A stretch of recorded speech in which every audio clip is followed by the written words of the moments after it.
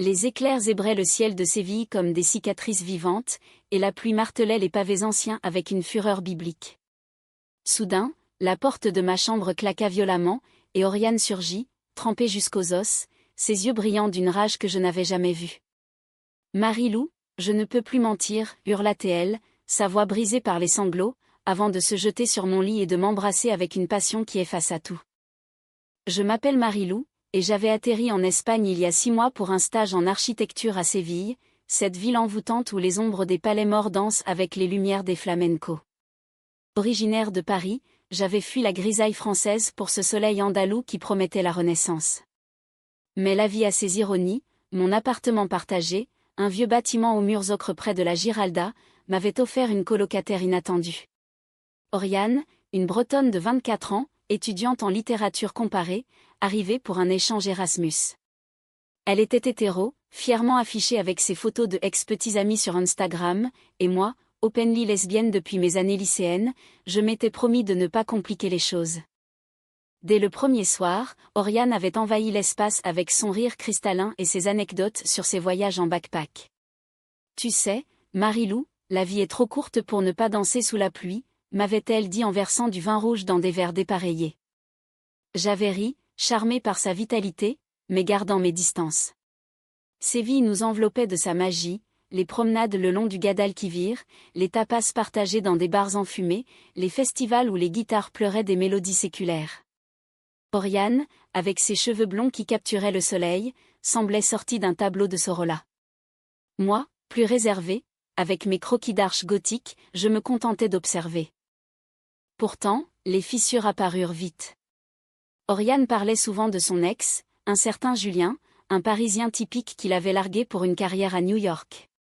Il me manque, parfois, confiait-elle lors de nos soirées sur le balcon, un joint à la main illégal mais toléré dans ses ruelles discrètes. Je l'écoutais, hochant la tête, mais mon cœur se serrait. Car oui, j'étais tombée amoureuse d'elle, de cette façon insidieuse que l'amour a de s'infiltrer comme l'humidité dans les murs anciens. Ses gestes anodins, une main sur mon épaule, un regard prolongé allumait en moi des feux que je m'efforçais d'éteindre. Un soir, après une fête arrosée où le flamenco avait enflammé nos sens, Oriane rentra ivre, titubant dans le salon. « Marie-Lou, danse avec moi » implora-t-elle, mettant de la musique sur son téléphone. Je cédai, et nos corps se frôlèrent dans une valse improvisée. Son parfum de jasmin m'enivra, et quand elle posa sa tête sur mon épaule, je sentis mon monde basculer. Mais le lendemain, elle feignit l'oubli, riant de notre folie alcoolisée. Je ravalai ma déception, me rappelant qu'elle était hétéro, et que l'Espagne n'était pas un conte de fées. Les semaines passèrent, rythmées par nos routines. Le matin, Oriane préparait du café fort, chantonnant des airs de Édith Piaf, un clin d'œil à nos racines françaises. « On est comme des sœurs expatriées », disait-elle. « Sœurs ?» Le mot me blessait, mais je souriais. Séville nous offrait des échappées, une visite à l'Alcazar, où les jardins murmurent des secrets d'amour anciens, une randonnée dans les sierras environnantes, où le vent portait des promesses de liberté. Pourtant, sous la surface, la tension montait. Oriane recevait des appels de Julien, et je l'entendais rire au téléphone, sa voix douce comme du miel. Jalouse ? Oui, follement, mais je me taisais. Puis vint la nuit de la feria de avril. Les rues explosèrent en couleurs, robes à volants, chevaux parés, musique incessante. Oriane, sublime dans une tenue rouge feu, m'entraîna dans la foule. « Viens, on va vivre » cria-t-elle. Nous dansâmes jusqu'à l'aube, nos mains enlacées, nos regards fusionnants. À un moment, sous un chapiteau bondé, elle m'embrassa sur la joue, mais ses lèvres s'attardèrent. Mon cœur s'emballa.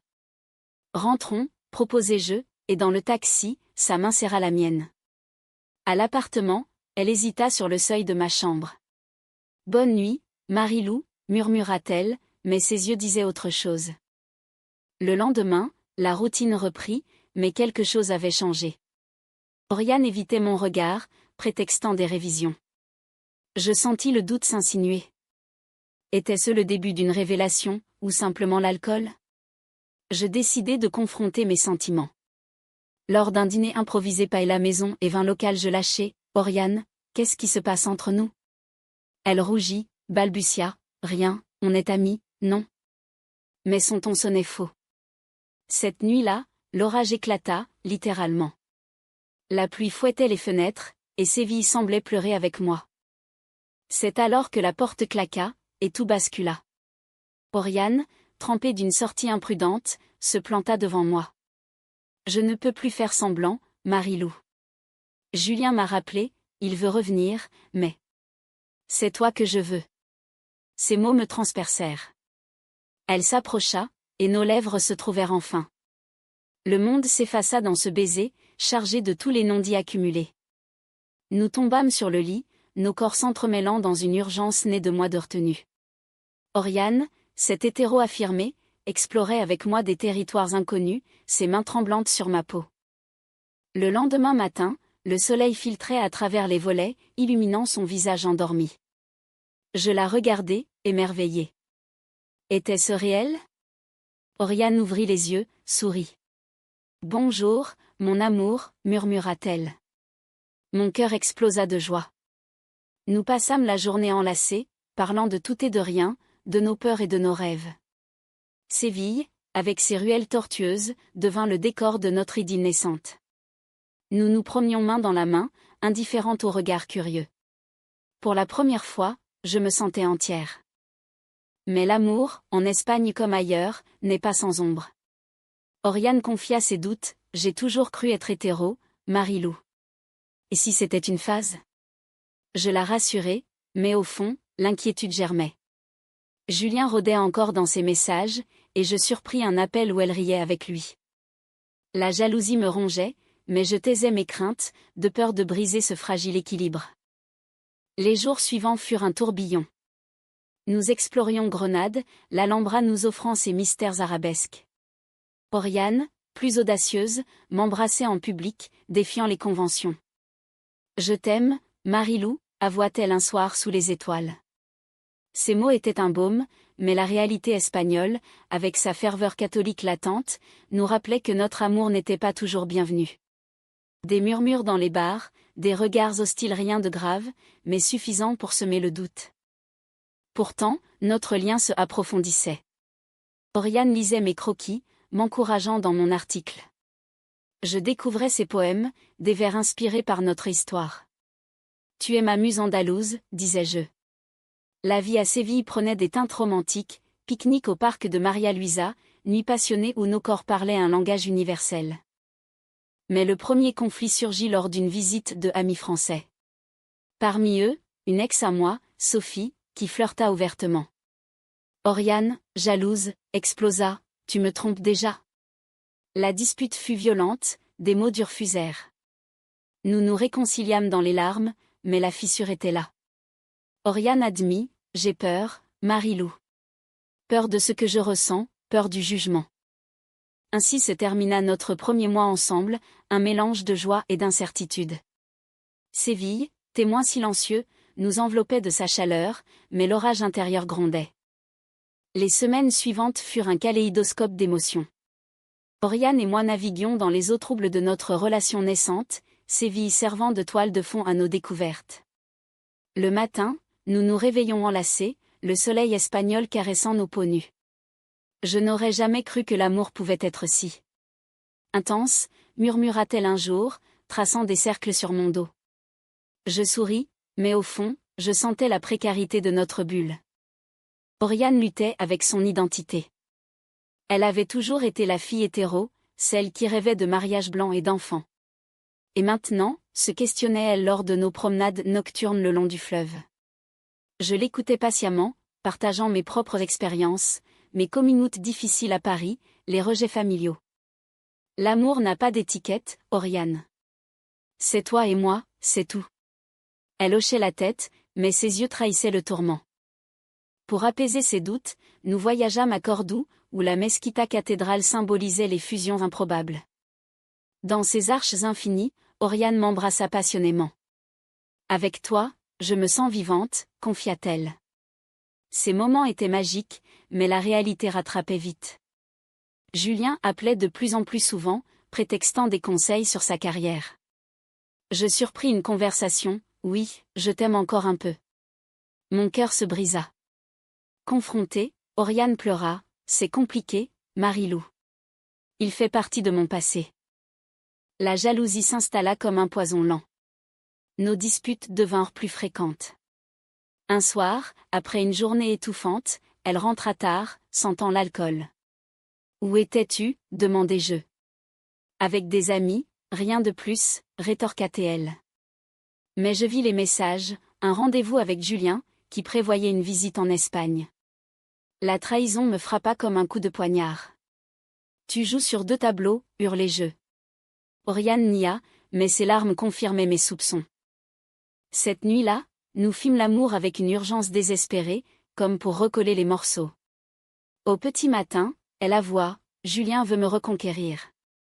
Mais c'est toi que je choisis, Marilou. Je la crus, ou du moins, je voulus y croire. Nous décidâmes de couper les ponts avec le passé. Oriane bloqua Julien, et nous planifiâmes un week-end à Ronda, ce village perché sur des falaises vertigineuses. Là, surplombant le vide, elle me jura fidélité. Tu es mon avenir, dit-elle, et nous scellâmes notre engagement d'un baiser sous le pont emblématique. Pourtant, les ombres persistaient. À Séville, nos amis communs murmuraient.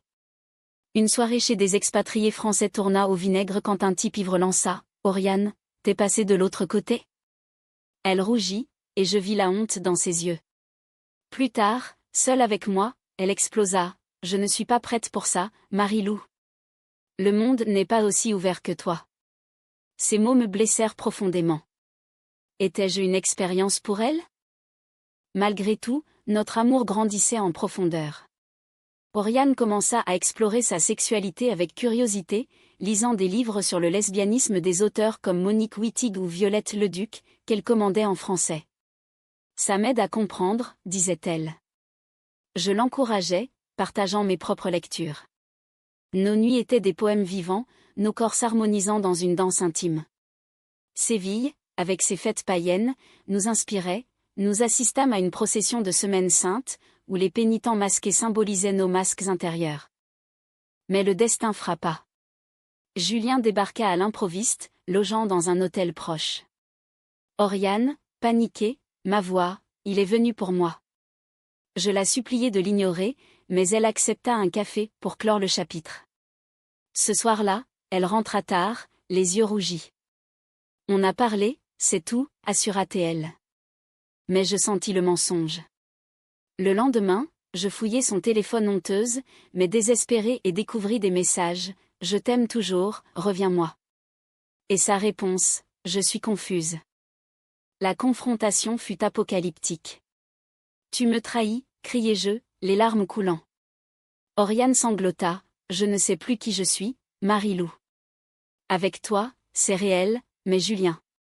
C'est sûr, conventionnel. » Ces mots me déchirèrent.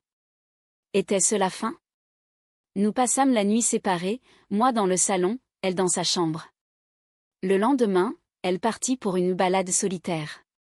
À son retour, elle m'embrassa avec ferveur, « C'est toi, seulement toi. » Nous nous réconciliâmes, mais la confiance était ébréchée. Les mois suivants furent une montagne russe. Oriane s'engagea plus, elle posta une photo de nous sur les réseaux, subtile mais claire. Les réactions varièrent, soutien de amis, silences familiaux. Sa mère appela, inquiète, « Es-tu sûre, ma chérie ?» Oriane tint bon, « Oui, maman, je l'aime. » Ces victoires nous rapprochaient, mais Julien n'abandonnait pas, envoyant des cadeaux à un collier qu'elle portait autrefois. Un jour, lors d'une exposition d'art à Séville, je surpris Oriane au téléphone avec lui. « Laisse-moi tranquille, » hurla-t-elle avant de raccrocher. Soulagée, je l'enlaçai. « C'est fini pour de bon, » promit-elle. Notre relation s'approfondit en une connexion spirituelle. Nous parlions d'avenir, retour en France, vie commune à Paris. On adoptera un chat, et on voyagera, rêvions-nous. Pourtant, le doute persistait en moi. Oriane, parfois distante, évoquait ses crises d'identité. Je consultai une thérapeute expatriée, qui me conseilla la patience. L'amour vrai triomphe, dit-elle. Séville, avec ses contrastes chaleur diurne, fraîcheur nocturne reflétait notre couple. Puis vint le haut trao. Lors d'une fête costumée, Oriane disparut avec un groupe d'amis. Je la cherchais, anxieuse. Je la trouvai dans un coin sombre, embrassant. Une fille? Non, Julien, déguisé. Mon monde s'effondra. Oriane, criai-je. Elle se dégagea, horrifiée. Ce n'est pas ce que tu crois. Il m'a forcé. Julien ricana, elle m'a appelé Marilou. Elle n'est pas comme toi. La trahison me submergea. Je partis en courant, les rues de Séville floues sous mes larmes. Oriane me rattrapa, pardonne-moi, je suis perdue. Mais la douleur était trop vive. C'est fini, déclarai-je, le cœur en miettes. Cette nuit-là, je dormis seule, le vent hurlant comme mon âme. Le lendemain, Oriane plaida, je t'aime vraiment, Marilou. Julien était une erreur, un retour au connu. Je l'écoutais, déchiré. Notre amour, si profond, méritait-il une seconde chance? Séville, impitoyable, nous forçait à affronter nos démons. Les jours suivants furent un purgatoire. Oriane et moi vivions sous le même toit, mais un mur invisible nous séparait. Séville, autrefois enchantée, semblait maintenant oppressante avec ses ruelles étroites qui étouffaient mes pensées. Je travaillais sur mes croquis d'architecture, traçant des lignes précises pour contrer le chaos intérieur. Oriane, de son côté, errait comme un fantôme, ses yeux cernés trahissant des nuits blanches. Parlons, s'il te plaît, implora-t-elle un soir, versant du thé à la menthe un rituel andalou que nous aimions. Je cédai, et les mots jaillirent comme un torrent. Tu m'as trahi, Oriane. Comment puis-je te faire confiance? Elle pleura, j'ai paniqué. Julien représente la normalité, mais toi. Toi, tu es mon feu, ma vérité. Ses aveux étaient sincères, mais la blessure saignait encore. Nous décidâmes d'une pause, elle irait chez une amie pour réfléchir. Seule, je me perdis dans Séville. Je visitai la plaza de España, ses azulejos colorés me rappelant nos rires passés. Là, je rencontrai une artiste locale, Elena, qui flirta ouvertement. « Viens danser ce soir », proposa-t-elle. J'hésitai, mais accepter une revanche puérile? La soirée fut enivrante, flamenco passionné, vin coulant. Elena m'embrassa, mais je me dégageai. Je ne peux pas, murmurai-je. Mon cœur appartenait encore à Oriane. De son côté, Oriane affrontait ses démons. Elle m'envoya un message, je lis des livres sur la bisexualité. Je comprends maintenant. Quand elle revint, nous nous assîmes sur le balcon, la nuit étoilée comme témoin. Je suis bi, Marilou. Et je t'aime, sans équivoque. Ces mots étaient un pont sur l'abîme. Nous nous embrassâmes, lentement, reconstruisant ce qui avait été brisé. Mais les conflits n'étaient pas finis. La famille d'Oriane, informée par Julien, réagit mal. Sa mère appela, « Reviens à la raison, ma fille. » Oriane, en larmes, défendit notre amour, « C'est ma vie, maman. » Le rejet la blessa profondément, et elle se referma. « Et si on rentrait en France ?» proposa-t-elle. L'idée me terrifia. Paris, avec ses jugements, pouvait détruire notre fragile équilibre. Pourtant, nous persistâmes. Nous participâmes à une pride locale à Séville, timide mais vibrante.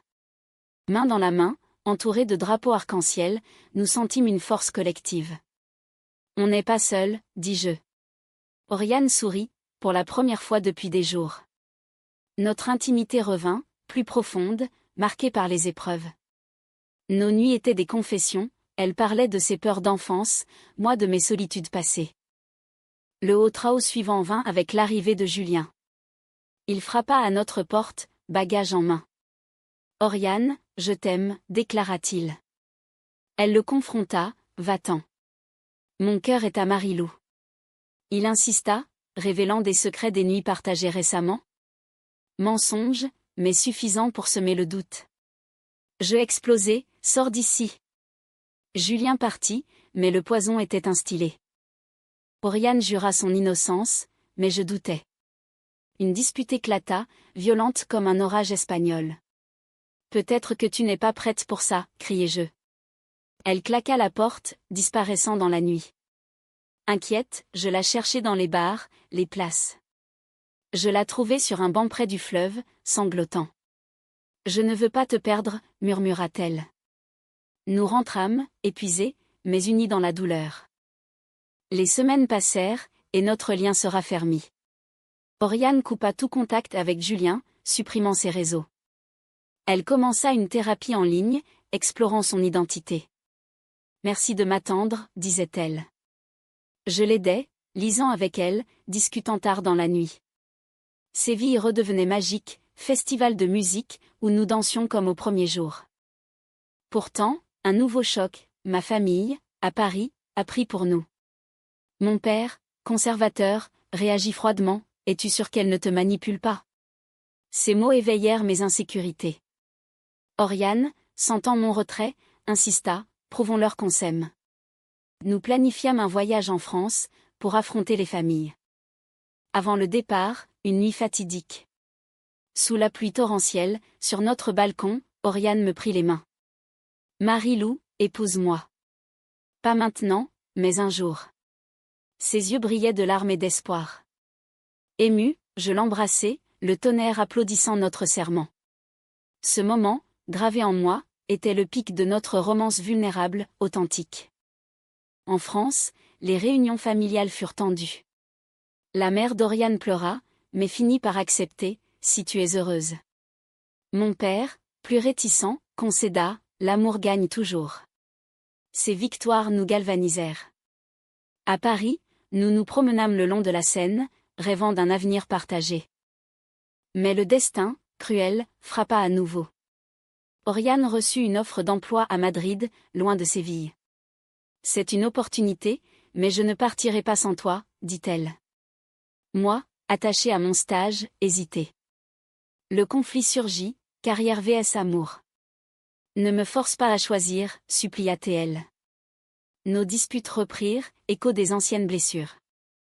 Finalement, je cédai, allons à Madrid ensemble. Mais au fond, le ressentiment couvait. Séville nous manquait, et la transition fut rude. À Madrid, Oriane s'épanouit professionnellement, mais moi, déracinée, je me sentis perdue. « Tu regrettes ?» demanda-t-elle un soir. « Non, mais c'est dur, avouai-je. » La trahison finale vint insidieusement. Oriane, stressée, renoua avec d'anciens amis dont une ex à elle, hétéro mais curieuse. Je surpris des messages ambigus. Confrontée, elle admit, c'était juste du flirt, pour tester. Le monde s'écroula à nouveau. Après tout ça, hurlai-je.